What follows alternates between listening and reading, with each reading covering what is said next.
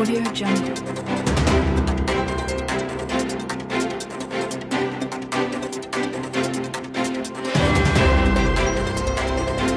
Audio Jungle.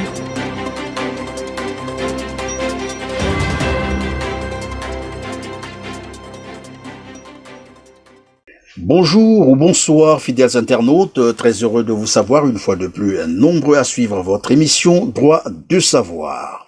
Le sort du Congo-Brazzaville désormais suspendu sur la décision de la Cour constitutionnelle qui devra statuer sur l'annulation ou la validation des résultats provisoires du premier tour de l'élection présidentielle au Congo-Brazzaville qui s'est déroulée les 17 et le 21 mars dernier. Élection dont le processus a connu un événement tout à fait malheureux, le décès d'un des candidats à la course présidentielle, Guy Brice Parfait Kolela, un décès qui devrait normalement entraîner l'application de l'article 70, mais aussi les résultats provisoires précipitamment rendus publics par le ministère de l'Intérieur qui ne semblerait pas refléter la réalité dans les urnes. C'est ainsi que nous recevons aujourd'hui sur notre plateau Monsieur Modeste Boukadia, président du CDRC, pour une analyse de la situation politique actuelle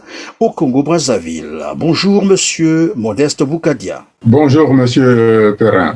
Je suis heureux de vous revoir. Merci d'avoir accepté une fois de plus notre invitation. Je vous suggère de suivre avec moi cet extrait de la déclaration de l'UDH Yuki sur le scrutin, bien sûr, les 17 et 21 mars dernier, avant de continuer notre émission. Avec plaisir. Dans le cas des scrutins des 17 et 21 mars 2021, il a été constaté la violation des dispositions de l'article 99 nouveau de la loi électorale par tous les moyens, notamment la chasse quasi systématique, sans ménagement des délégués de l'opposition, des bureaux de vote, surtout à l'intérieur du pays, la rétention des fiches jaunes, formulaires de transcription et de publication des résultats, le non-dépouillement du vote des agents de la force publique le même jour du scrutin, l'émission des autorités politico-administratives dans le déroulement des scrutins, l'arrestation et le placement dans les postes de police de certains des délégués qui s'étaient opposés au bourrage des urnes, le bourrage des urnes, le non-affichage des listes électorales et des résultats des scrutins devant les bureaux de vote, l'existence des bureaux de vote fictifs dans les domiciles privés, la publication précipitée des résultats provisoires par le ministre de l'Intérieur et de la décentralisation. L'objectif machiavélique étant de priver le ou les candidats de l'opposition des preuves légales des résultats sortis des urnes. La violation de l'article 99 a ouvert ainsi la voie à toutes les manipulations des résultats d'élection depuis les bureaux de vote jusqu'aux commissions locales d'organisation des élections. Les scrutins des 17 et 21 mars 2021 n'ont été de plus qu'un hold-up électoral sur fond d'une grande mascarade, comme en témoignent plusieurs cas de fraude et autres irrégularités et dysfonctionnements énumérés dans la déclaration du bureau politique de l'Union des démocrates humanistes Yuki du 29 mars 2021. Alors voilà, Monsieur Modeste Boukadia, des irrégularités flagrantes jusqu'à l'arrestation même des délégués de certains candidats, confiscation des fiches jaunes, non-affichage des résultats, comme l'exige d'ailleurs la loi, mais encore le scrutin du 17, c'est-à-dire le vote spécial de la force publique n'avait pas été dépouillé en public. Quelle analyse globale faites-vous de cette, disons, de ce premier tour de l'élection présidentielle qui vient d'avoir lieu au Congo-Brazzaville? Il n'y a que les naïfs qui s'attendaient à autre chose que celle-là. C'est pour ça que nous avons dit dès le départ que nous avons demandé à la population d'appliquer, de se saisir du droit fondamental de la désobéissance civile. Ce qui a été le cas, puisque au regard des résultats qui viennent soit du ministère de l'Intérieur de M. Zéphirin Mboulou et celui de la Commission nationale électorale indépendante présidée par M. Henri Bouka, les pourcentages sont tout à fait différents. Du ministère de l'Intérieur, on a noté qu'il y avait 88% du taux d'abstention et du côté de M. Henri Bouka, 98% du taux d'abstention. Ce qui veut dire que sur toute l'étendue du territoire, le peuple congolais ne voulait pas de cette élection, ne voulait surtout pas de ce candidat qui est M. Sassou. Voilà ce que l'on peut dire. Et quant à dire que ces irrégularités-là, ça fait partie du fonctionnement du PCT. Pour ce qui est des urnes qui n'ont pas été dépouillées, c'est tout à fait normal. Dès lors où la population s'était abstenue, cela devenait indélicat pour eux de sortir ces urnes qu'ils avaient déjà bourrées auparavant. D'ailleurs, comme le fait remarquer le candidat Mathias Nzan, qui, au sortir de cette élection, a fait valoir que le jour même du scrutin, il n'avait pas de carte d'électeur, ni sa famille, ni dans plusieurs localités. Un candidat qui n'a pas de carte d'électeur. Le débat doit se tourner sur l'annulation de cette élection, parce que le monde entier nous regarde et il serait malheureux que à la suite de ce qui est arrivé, surtout une présidentielle qui a été entachée par l'empêchement, sinon le décès d'un des candidats majeurs qui aurait pu gagner cette élection. Et si on l'impute à M. Sassou, la situation serait intenable. Nous y viendrons notamment sur le décès du candidat Guy Brice Parfait-Kolela au courant de ce processus. Mais dites voir... qu'est-ce qui, selon vous, a dû motiver la précipitation dans la publication des résultats provisoires du premier tour, 48 heures juste après le scrutin, sachant que le Congo-Brazzaville, c'est quand même un pays où les infrastructures routières sont totalement délabrées, mais aussi que l'Internet avait été coupé pendant plus de 2 jours. Comment expliquer cette précipitation-là? Si j'ai bonne mémoire, j'étais en prison, mais en 2016, il avait pris beaucoup de temps pour annoncer les résultats. Mais en 2021, les structures se sont complètement dégradées. C'est qu'ils savaient qu'il y avait quelque chose de dramatique qui était arrivé. Donc, il fallait faire vite pour que les gens ne se ressaisissent pas. Et donc, c'est dans cette précipitation-là qu'il a utilisé pour se proclamer vainqueur, mais tout le monde sait très bien que des résultats dont on sait que ceux qui doivent provenir de l'intérieur avec les routes que nous avons et son réseau Internet, c'est qu'il y a une raison. Et c'est cette raison-là qui aujourd'hui nous fait tourner vers le Conseil constitutionnel et la Commission nationale électorale indépendante. Monsieur Sassou ne voulait surtout pas appliquer l'article 70 de sa propre constitution qu'il a imposé au peuple congolais en 2015. C'est ça la réalité. Voilà où on trouve la raison pour laquelle monsieur Sassou a piégé le Conseil constitutionnel et la Commission nationale électorale indépendante. C'est parce que il y avait quelque chose de grave. Voilà. Évidemment, Monsieur Boukadia, vous faites déjà état de ce fait malheureux, d'ailleurs, ce fait qui a marqué le premier tour du scrutin, le décès de Brice Parfait-Kolela, qui devrait naturellement entraîner l'application de l'article 70, comme vous l'avez dit tout à l'heure, de la Constitution du 25 octobre 2015, tel que le rappelle d'ailleurs le jeune Destin Gavet du mouvement républicain, que je vous propose d'ailleurs de suivre et on va continuer notre émission. Que dire de la proclamation express des résultats provisoires par le ministre de l'Intérieur, moins de 48 heures après la fermeture des bureaux de vote? Quand bien même nous savons qu'un véhicule quittant Mbinda vers la frontière du Gabon dans le département d'Inyari, pour atteindre Brazzaville, il faudrait au minimum 48 heures.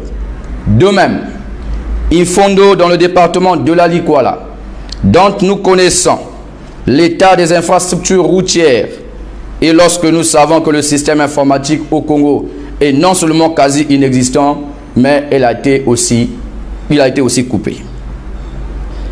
De l'annulation de facto du scrutin au regard des violences de la loi électorale et de l'article 70 de la Constitution. Venons-en au tournant de ces élections. Conformément à l'article 70 de la Constitution du 25 octobre 2015, nous citons: si avant le premier tour du scrutin, un des candidats décède ou se trouve définitivement empêché, la Cour constitutionnelle prononce le report de l'élection. Le candidat Guy Brice Parfait Kolela, notre allié, a été hospitalisé le vendredi 19 mars 2021 dans un état sérieux. Un empêchement acté au regard de son absence lors du dernier meeting à l'esplanade du stade de Marchand, finalement co-animé par le président Destin Gavé, le président Jean-Jacques Sergio Miopango et le porte-parole du candidat Lucrèce Nguedi.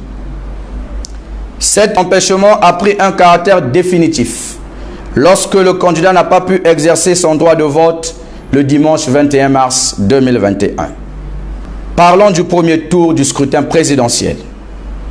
Le premier tour est l'ensemble des opérations liées à la préparation, à l'organisation, au déroulement et à la publication des résultats provisoires par l'organe compétent. En se fondant sur cette réalité indiscutable, outre le fait que le candidat était empêché, s'en est suivi malheureusement son décès, trouble et tragique, officiellement annoncé dans la nuit du dimanche 21 mars au lundi 22 mars 2021. Ceci, avant la publication des résultats provisoires qui est intervenue le mardi 23 mars dans les après-midi. Donc, l'article 70 reste et demeure valable dans le cas d'espèce. En effet, allié du candidat Guy Brice Parfait Kolela, nous sommes à mesure d'affirmer qu'il était définitivement empêché depuis le samedi 20 mars 2021. Vous venez là de suivre le jeune Destin Gavé du mouvement républicain, allié d'ailleurs de l'UDH Yuki dans sa déclaration, une véritable démonstration de la fraude. Alors, quel est votre avis sur l'application de l'article 70 tel que commenté tout à l'heure par le jeune Gavé? Mais cela va dans le sens. Je qualifierais ça comme élément, comme incident malheureux. C'est très grave ce qui est arrivé. C'est très grave. C'est un fait majeur. C'est pour ça que le monsieur qui a exposé a donné les éléments, les arguments indispensables que le Conseil constitutionnel et la Commission électorale doivent entendre. Ce ne sont pas des rêves ou bien des gesticulations, mais bien des éléments probants, des faits réels qui font que l'article 70 doit être sans équivoque, être appliqué. Et ceci pour la paix dans le pays, et ceci pour la stabilité de la sous-région, et ceci pour l'unité du pays. Parce qu'il est à craindre que si jamais cet article-là n'est pas appliqué, chacun pourra prévaloir de dicter sa loi. Et aucun pays ne pourra condamner si jamais il y a des dérives qui arrivent. C'est pour ça que j'attire l'attention en particulier du président de la Commission nationale électorale indépendante, M. Henri Bouka, qui est donc l'oncle de M. Sassou, de ne pas voir la relation familiale. D'autant plus qu'il est le président de la Cour suprême qui doit regarder les recours. Ces questions-là, nous les avons déjà évoquées avant le scrutin. Et aujourd'hui, M. Henri Bouka se trouve dans une situation très difficile. J'abonde dans le sens de l'argumentation que nous venons d'écouter et je suis certain, je suis sûr que ces arguments-là seront écoutés. Une bonne partie du pays n'a pas voté. Et cette bonne partie-là pourra ne pas reconnaître cette élection et notamment la décision du Conseil constitutionnel si jamais le Conseil constitutionnel ne lisait pas le droit. Là, il ne s'agit pas d'interpréter le droit. Il s'agit de lire mot à mot ce que dit l'article 70. Il dit ceci, que pendant le premier tour, si un des candidats est empêché ou décède, la Cour suprême annule l'élection. Et donc, nous attendons l'annulation de cette élection. Il n'y a pas de honte. Et je redis très bien, M. Henri Bouka doit cesser la relation familiale. Il est le président de la Commission nationale électorale indépendante et président de la Cour suprême. Il a deux casquettes. Et donc, la stabilité et l'unité du pays sont sur les épaules de M. Henri Bouka et du président du Conseil constitutionnel, M. Auguste Iloki. Ce sont ceux-là qui vont nous déterminer demain si nous devons vivre dans la tranquillité ou s'il va y avoir des secousses. Revenons sur le décès donc du candidat Guy Brice Parfait Kolela. C'est vrai que dès le départ, il a commencé à avoir un petit débat sur le jour de son décès d'ailleurs, puisque officiellement on nous dit que c'est le 22 qu'il est décédé. En réalité, mais nous avons, en fait, il nous a été rapporté finalement qu'il serait décédé d'empoisonnement bien avant le jour même du scrutin, donc le 20 mars 2021, et que son corps, c'est les informations là, les informations que nous avons reçues, son corps avait été transporté à Oyo avant d'être évacué vers la France, où il sera déclaré 5 minutes avant l'atterrissage, selon les premières informations, bien entendu, qu'il serait décédé de la Covid-19. Alors, quelle interprétation faites-vous de ces éléments d'information lorsque vous les recoupez? Écoutez, M. Perrin, il faut comprendre que nous ne sommes plus à l'ère du monopartisme soviétique. Aujourd'hui, avec les réseaux sociaux, tout se sait à la seconde. Nous savons très bien que M.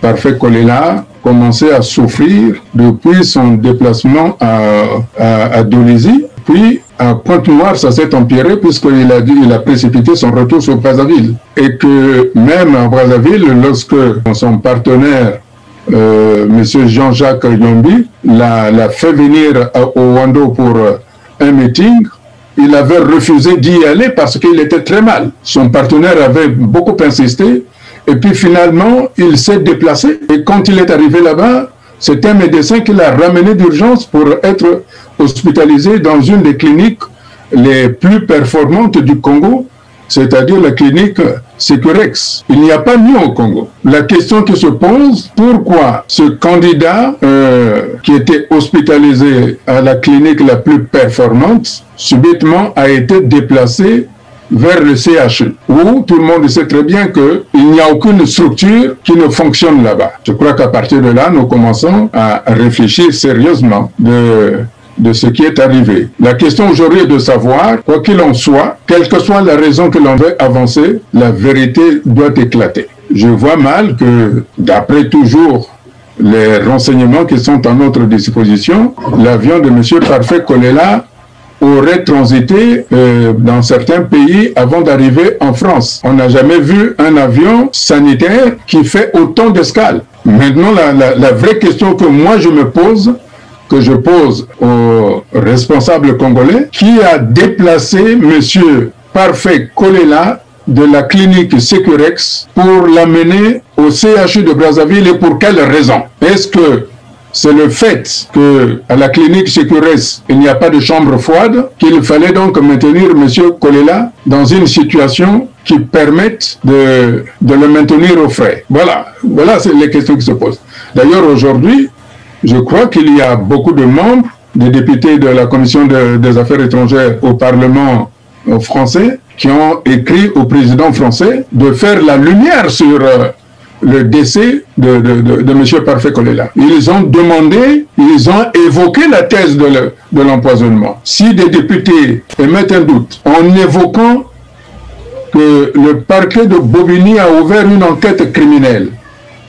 Quand on dit une enquête criminelle, c'est qu'il y a des présomptions qu'il y aurait crime. Je n'ai pas entendu qu'avec le décès par Covid, il y a des enquêtes criminelles. Quand il y a des enquêtes criminelles, c'est qu'il y a des faisceaux d'éléments qui concourent vers l'action délibérée d'éliminer quelqu'un. D'ailleurs, M. Perrin, tout le monde a suivi ce que M. Firmin Ayessa a dit à Owando, se bombant la poitrine, que bon, on va voir ce qu'on va voir, on va vous faire boire de l'eau par les narines.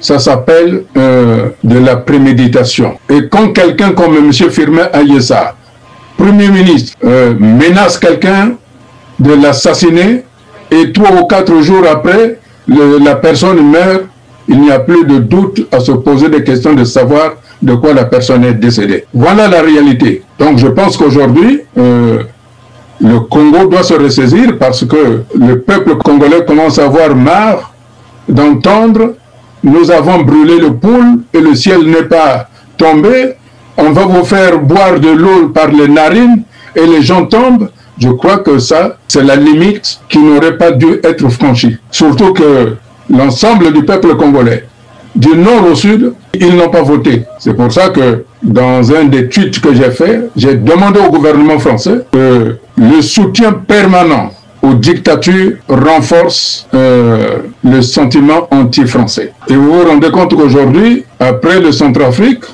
le Mali est en train de glisser vers la Russie. La France, notamment au ministère des Affaires étrangères, ils doivent analyser la situation du Congo-Brazzaville. Nous devons savoir, et dans notre culture Congo, quand un enfant meurt ou quand un enfant est malade, c'est le côté paternel qui doit tout faire pour qu'on connaisse la vérité, pourquoi l'enfant est mort. Je demande solennellement à la France de diligenter une enquête pour que nous sachions exactement de quoi le candidat Guy Brice Parfait Kolela est-il mort. Évidemment, vous faites déjà bien de parler de la France. C'est la question que j'aimerais bien vous poser, en attendant bien sûr qu'il y ait suite à votre demande.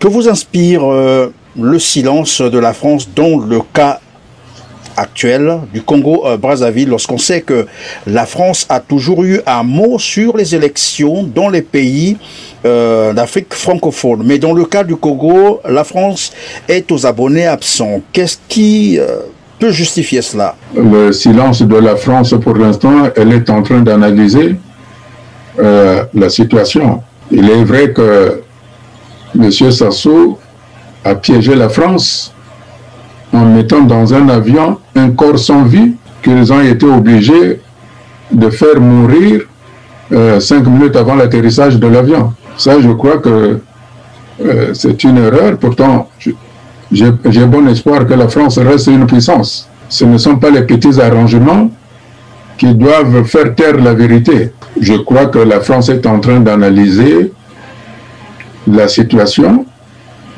malgré les erreurs commises dans ce qui s'est passé au Congo, de se ressaisir, disant que le Congo est un pays partenaire qui a une histoire commune avec la France. Si le général de Gaulle n'avait pas déplacé la capitale de la France en faisant de Brazzaville la capitale de la France libre, le monde libre aujourd'hui parlerait allemand. Tous seraient assujettis au nazisme. Et donc, je crois que le Congo a mené au niveau de la France, notamment dans la résolution du conflit, du dernier conflit mondial, le soutien qu'il fallait, puisque la division Leclerc qui a libéré, qui est rentrée dans Paris, venait de Brazzaville, en passant par le Tchad et puis en remontant. Donc cette histoire-là, nous devons la conserver. Nous ne devons pas la passer sous trappe, sous des petits arrangements. Et surtout que si jamais il ne se trouve pas une solution, le sentiment anti-français qui fleurit de par ailleurs à travers l'Afrique va gagner l'Afrique centrale. Mais mon souhait, c'est que la France reste le partenaire privilégié du Congo-Brazzaville. C'est pour cela que j'ai bon espoir que la France va prendre la décision de peser de tout son poids, non seulement politique, mais économique, pour que l'article 70 soit appliqué et que nous repartions vers une élection. Mais d'ores et déjà, je peux vous dire que, vu la situation dans laquelle on se trouve, avec les résultats provisoires, M. Sassou n'est plus président. Il ne faut pas l'oublier. Il y a vacances de pouvoir au Congo aujourd'hui. Nous rentrons ipso facto dans une période de transition. C'est ça ce qui se joue aujourd'hui. C'est la raison pour laquelle les résultats provisoires restent provisoires pour l'instant, parce qu'il faut trouver une solution politique. Et je profite de cette occasion-là pour lancer à l'ensemble de la politique que nous créons un front uni pour la renaissance du Congo, pour que nous regardions tous vers la même direction, la direction d'un nouveau Congo. Je crois que nous devons saisir cette occasion-là pour que la mort de M.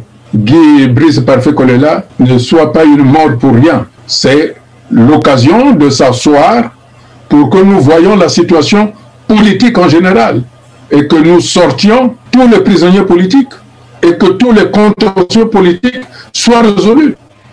Parce qu'il ne faut pas oublier, même ceux qui sont allés voter, au-delà de la désobéissance civile, ils ont élu M. Brice Parfait Kolela. Les militants de l'UDH, vous pensez qu'ils vont lâcher cette victoire-là? Même si M. Parfait Kolela n'est plus là, ils ont le droit de conserver leur pouvoir. Qu'est-ce que nous dit que demain ils ne vont pas sortir dans la rue? Moi je pense que nous devons sauver l'unité du pays, mais le peuple congolais doit se saisir de cette situation pour ne pas lâcher cette victoire-là acquise par M. Brice Parfait Kolela. Nous devons préserver l'unité du Congo. La responsabilité de M. Henri Bouka et de M. Auguste Iloki, respectivement président de la Commission nationale électorale indépendante et président de la Cour suprême et président du Conseil constitutionnel, qu'ils ont la responsabilité de nous amener vers un vivre ensemble ou alors d'un vivre autrement.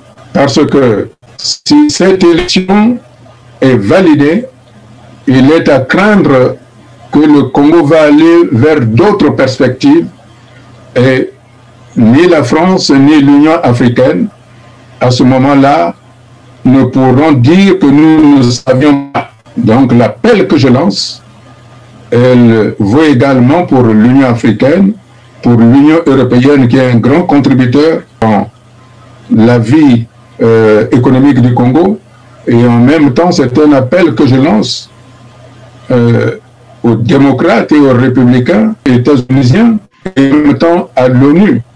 La dernière fois j'avais dit que le délégué des Nations Unies, M. François Lucénifal, avait conseillé M. Sassou d'arrêter le processus. Donc je compte sur M. Fall d'être objectif, parce que vous savez,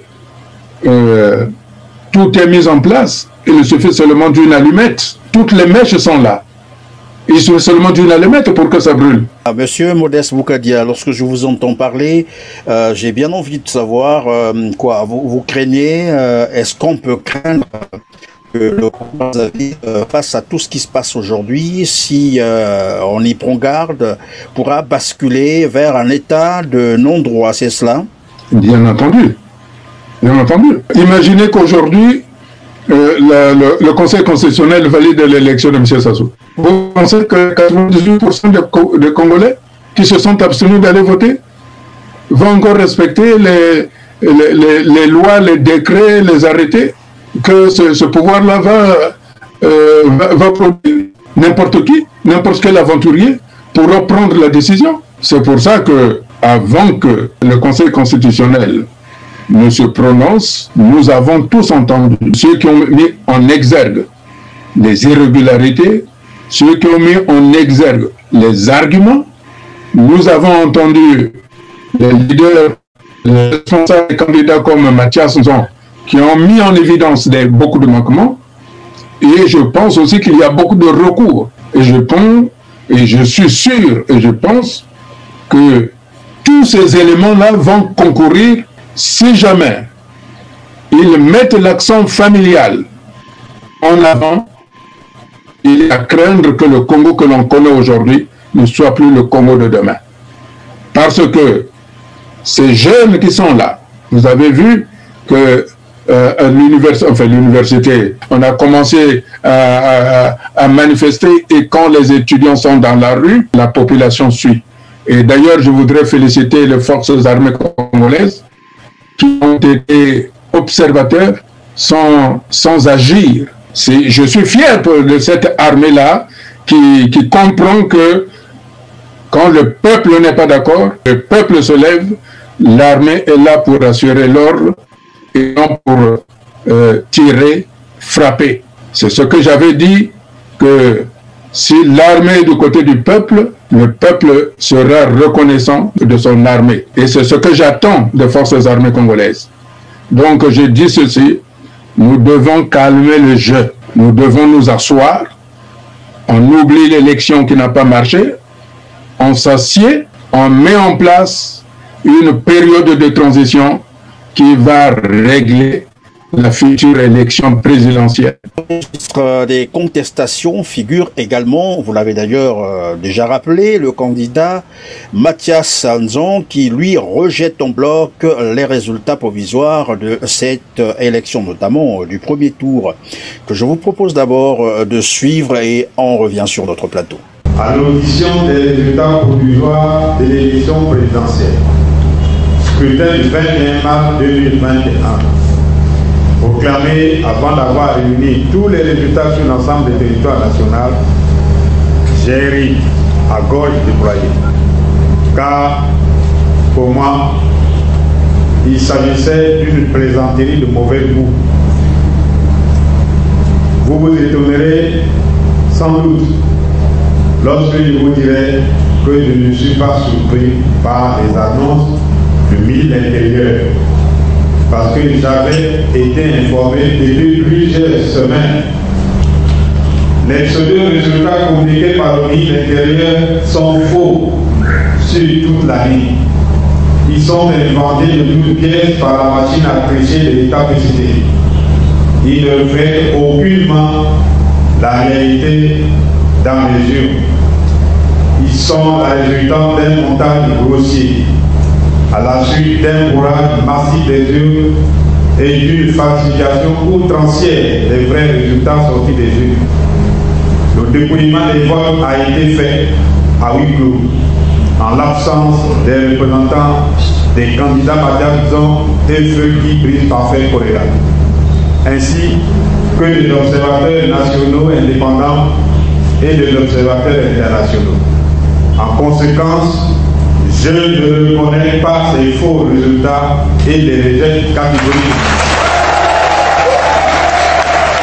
Voilà, alors face donc à toute cette démonstration de fraude, face à toutes ces réalités, il ressort que la constitution congolaise du 25, je reviens là-dessus, du 25 octobre 2015, mais aussi la loi électorale, bien que modifiée, ont beaucoup souffert, c'est-à-dire ont été largement violées pendant ce processus électoral. Si jamais la Cour constitutionnelle validait les résultats, parce que de toute façon, comment fonctionne le droit au Congo, comment fonctionne la justice, et nous sommes face à une Cour constitutionnelle dont les membres ont été nommés par Denis Sassou Nguesso. Il faut tenir compte de cet aspect.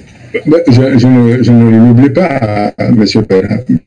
Je dis ceci. Il s'agit aujourd'hui de penser l'avenir du Congo. Devons-nous continuer de vivre ensemble ou devons-nous vivre autrement? C'est la grande question qui se pose aujourd'hui. Vous savez, il y a des limites que les gens n'acceptent pas parce que quel est ce pays-là où certains disposent de la vie des autres quand pour des différences d'opinion, certains le payent de leur vie, c'est le cas de M. Parfait Kolela. D'autres le payent par privation de liberté citoyenne en passant 575 jours en prison. Quel est ce pays-là?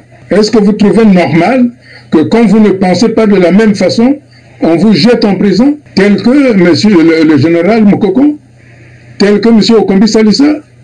Quand vous ne pensez pas de la même façon, on arrête, il y a des prêtres, il y a des journalistes qui sont en prison, et il y a le collaborateur de M. Joe Bina qui est en prison. Parce que vous ne pensez pas la même chose. Un pays comme ça peut perdurer. Vous savez, même dans des pays de dictature, il y a une limite qu'on ne peut pas franchir. Aujourd'hui, avec la mort de M. Parfait Kolela, il n'est pas sûr que les cadres, les militants et ceux qui avaient mis l'espoir sur Parfait Kolela puissent rester tranquilles. Vous savez, moi je ne parierai pas sur les 5 ans de M. Sassou. Je ne parierai pas sur ça. Je pense qu'il est mieux que le Conseil constitutionnel, comme l'a dit M. Mathias Sonson, que je félicite d'ailleurs de ce courage qu'il a eu, même si au départ, je l'avais mis en garde en disant, attention, on ne peut plus parler sur le passé. Mais je lui tends la main, allons ensemble dans un front uni pour la renaissance du Congo, pour que nous nous mettons en face de M. Sassou. Parce que l'adversaire numéro 1, c'est M. Sassou. C'est lui qui nous met dans cette situation-là. C'est lui qui a piégé la commission électorale. C'est lui finalement qui va malmener la Cour suprême qui doit regarder tous ces recours-là. C'est pour ça que les forces politiques de l'opposition doivent s'unir et se mettre en ordre de bataille. Et quand les hommes politiques seront unis, le peuple va se mettre debout. Et je ne pense pas que M. Sassou fera un jour de plus. Alors, dans sa dernière volonté, vous vous souviendrez certainement que vous le savez, Guy Brice Parfait Kolela a prononcé quelques phrases. Battez-vous pour le changement, battez-vous pour l'avenir de vos enfants.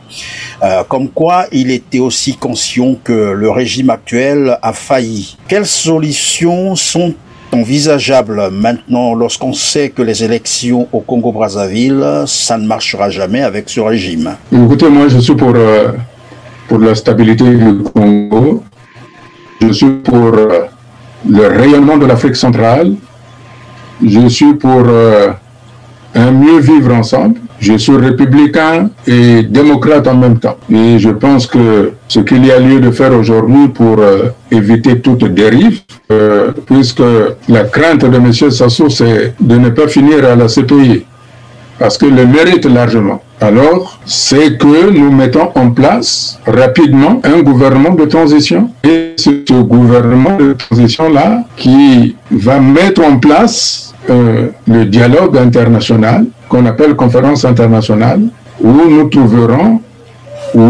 aurons à prendre des décisions politiques. S'il n'y a pas une volonté politique de la part du PCT et de M. Sassou, il est à craindre que malgré notre bonne volonté, le Congo se choisisse des destinées qui seront dramatiques pour tout le monde. Et il ne faut pas oublier, M. Perrin, qu'au Congo, les bourreaux et les victimes se côtoient. Et donc, s'il y a une situation difficile, ça sera déjà ce qui s'est passé en 98. C'était pire que le Rwanda, mais là, ça me fait énormément peur. C'est pour ça que, de toutes mes forces, j'appelle les acteurs politiques de se surpasser pour éviter que le Congo ne se désagrège. Vous avez encore quelques secondes, juste pour le mot de la fin. Écoutez, le mot de la fin, je voudrais dire au peuple congolais que vous êtes un grand peuple, que vous avez montré la maturité politique. C'est cette maturité-là qu'il faut mettre aujourd'hui en mouvement. Vous avez gagné une victoire, il faut savoir conserver cette victoire-là. Monsieur Sassou n'a pas gagné. C'est vous, le peuple congolais, qui avez gagné. C'est votre avenir qui est en jeu et c'est à vous de défendre cet avenir-là. C'est à vous de choisir la destinée que vous voulez donner au pays. Monsieur Sassou est du passé, construisons l'avenir autrement, mais ensemble. Bien, merci Monsieur Modeste Boukadia d'avoir répondu à nos questions, mais surtout d'avoir accepté une fois de plus notre invitation. Quant à vous, chers téléspectateurs, vous avez été une fois de plus les meilleurs. Restez donc branchés sur votre canal Teler TV. Teler TV, comme vous le savez, c'est l'information au cœur de la Renaissance. Quant à moi, je vous retrouve très prochainement, mais en attendant, portez-vous bien. Merci.